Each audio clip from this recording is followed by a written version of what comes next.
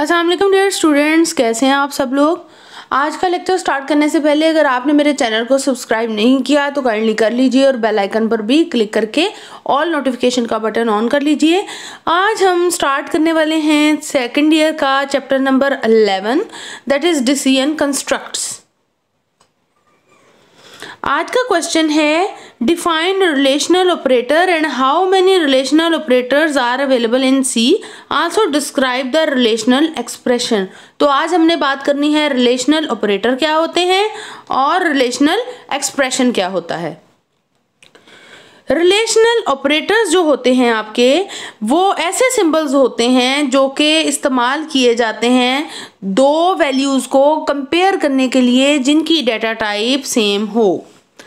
Result comparison का या तो ट्रू आएगा अगर वो सेम है और या फिर फॉल्स आएगा, और ये ख़ास किस्म की कंडीशंस को स्पेसिफाई करने के लिए प्रोग्राम में इस्तेमाल किए जाते हैं और बेसिकली इनको कंपैरिजन ऑपरेटर्स भी कहा जाता है।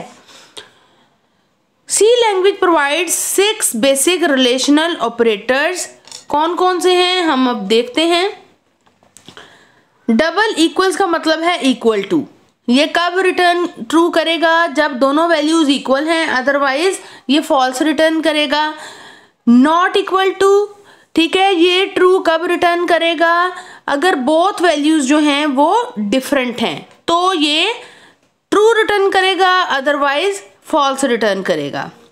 ग्रेटर देन कब रिजल्ट जो है वो ट्रू प्रिंट करेगा, जब अगर पहली वैल्यू जो है वो ग्रेटर देन सेकंड वैल्यू है, अदरवाइज ये फॉल्स रिटर्न करेगा।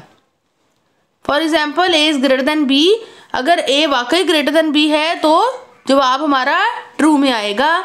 लेस देन में ये ट्रू कब रिटर्न करेगा, अगर पहली वैल्यू जो है वो छोटी है दूसरे वाले से, जिस तरह ए इज लेस देन बी, तो ये अगर बिल फर्ज बी बड़ा है इससे ए से तो ये ट्रू रिटर्न करेगा, और अगर ए जो है वो बड़ा है बी से, मतलब लेस देन नहीं है, तो ये फॉल्स रिटर्न करेगा।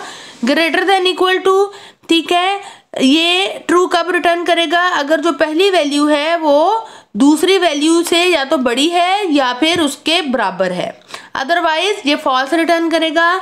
लेस देन इक्वल टू, ये कब ट्रू रिटर्न करेगा, अगर पहली वैल्यू छोटी है या बराबर है दूसरी वैल्यू के, तो ये ट्रू रिटर्न करेगा, अदरवाइज फॉल्स रिटर्न करेगा। रिलेशनल ऑपरेटर बेसिकली दो न्यूमेरिक क्वांटिटीज को आपस में कंपेयर कर रहे होते हैं, चाहे वो इंटीजर हैं, चाहे वो फ्लोट हैं, चाहे वो सिंगल कैरेक्टर है, तो ये बेसिकली वैल्यूज को कंपेयर ही कर रहे होते हैं। वैल्यूज जो हैं अब क्या होंगी, या तो वो कांस्टेंट होंगी या फिर कोई वेरिएबल होगा या कोई एक्सप्रेशन का रिजल्ट भी हो सकता है, ठीक है। बस एक चीज़ का आप लोगों ने ख्याल रखना है कि जो भी वैल्यूज़ आप कंपेयर कर रहे हों ऑपरेटर के दोनों साइड्स पे, उनकी डेटा टाइप सेम होनी चाहिए, अदरवाइज कंपाइलर आपका एरर रिटर्न करेगा और प्रोग्राम एग्जीक्यूशन जो है वो टर्मिनेट हो जाएगी, प्रोग्राम चलना बंद हो जाएगा। अब सवाल आता है कि अगर हमने स्ट्रिंग्स को कंपेयर करना है तो हम क्या करेंगे, वो किस तरीके से कंपेयर होंगी, तो वो उसके लिए ख़ास फंक्शन है जो कि दो डिफरेंट स्ट्रिंग्स को आपस में कंपेयर करता है, वो है string CMP that is string compare. तो इसको यूज़ करते हुए हम दो डिफरेंट स्ट्रिंग्स को आपस में कंपेयर कर पाएंगे।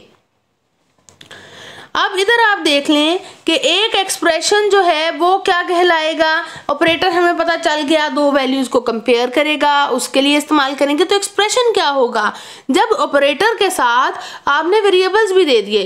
लेट सपोज लेस देन का खाली जो साइन है वो क्या ऑपरेटर है, जब आपने लिखा ए इज लेस देन बी तो वो क्या बन गया, रिलेशनल एक्सप्रेशन, ठीक है।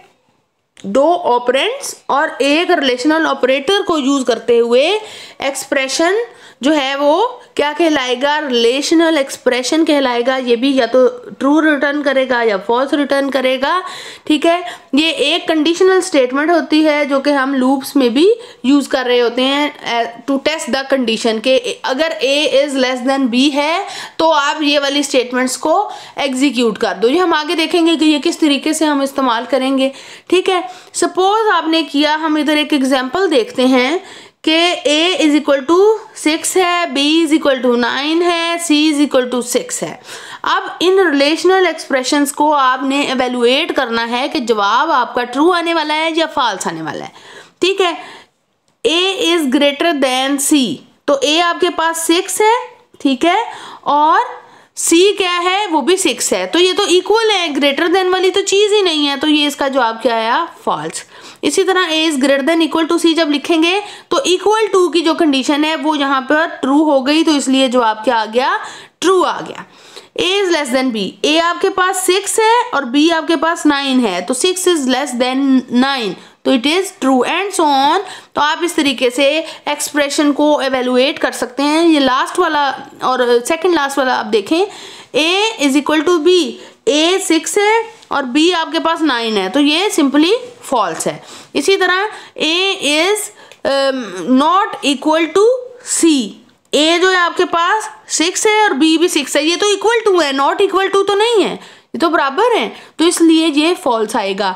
एक और चीज़ आपने ज़हन में बिठा लेनी है, जो खाली इक्वल का साइन होता है वो असाइनमेंट ऑपरेटर होता है, जो हमने प्रीवियस लेक्चर्स में भी देखा है कि let's suppose x is equal to 6 लिखती हूँ तो उसका मतलब है 6 असाइन हो जाए x को।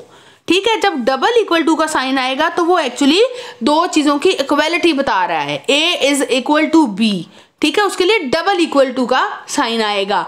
सिंगल इक्वल टू का साइन असाइनमेंट ऑपरेटर कहलाता है। आपको आज का लेक्चर कैसा लगा लाजमी बताइएगा कमेंट सेक्शन पे। Thank you so much.